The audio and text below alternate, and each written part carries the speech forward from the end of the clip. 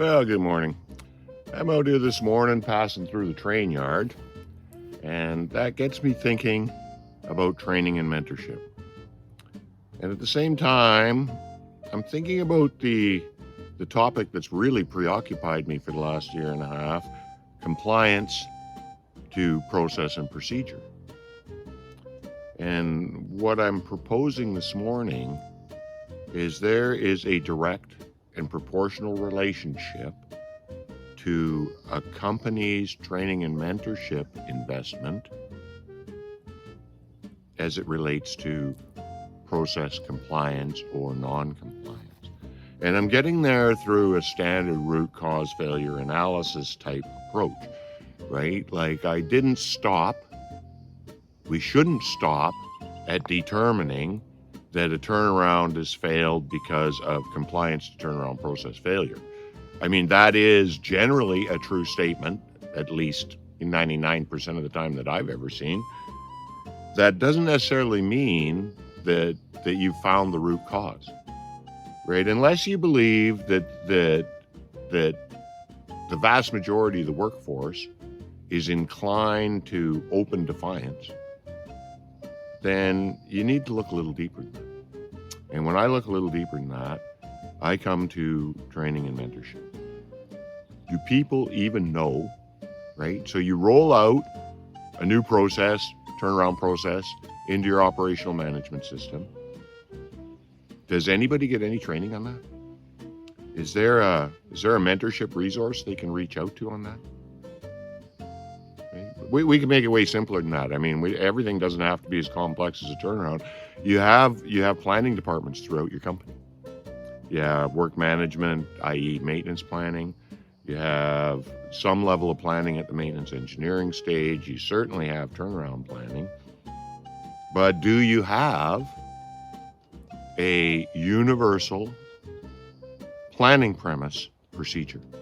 Right? Do you have a premise of planning that outlines what you expect from a completed planned work package? And is that applicable to everybody across the line? And if you did get that far, then great. I'm thrilled to hear that. But if you did get that far, does anybody know about it? Does anybody get training in that? Does anybody get mentorship? Is there somebody they can reach out to with questions? Right? Within that training, you also need to be willing to answer the question why. Right? That's something, I don't know, when I was young, when we were training in the refinery, we got the why to basically everything we were asked. But now, for whatever reason, people seem a bit reluctant to tell people why. So tell the work management maintenance planner why they should be developing work packages to a turnaround work package standard, right? Because that might not make any sense to them. It only really makes sense in the bigger, broader picture of universal collaborative work behavior. So why don't we train people on that? Why don't we talk to people about that? Same thing with timeline issues.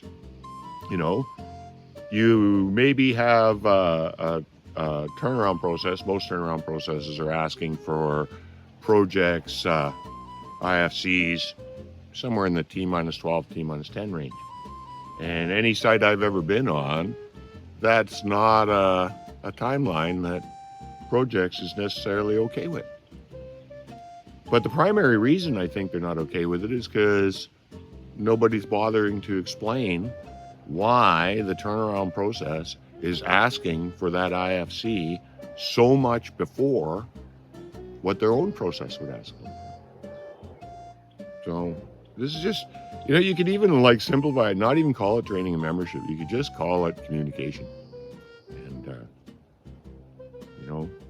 there's different ways to go about it, but ignoring it isn't going to get you there.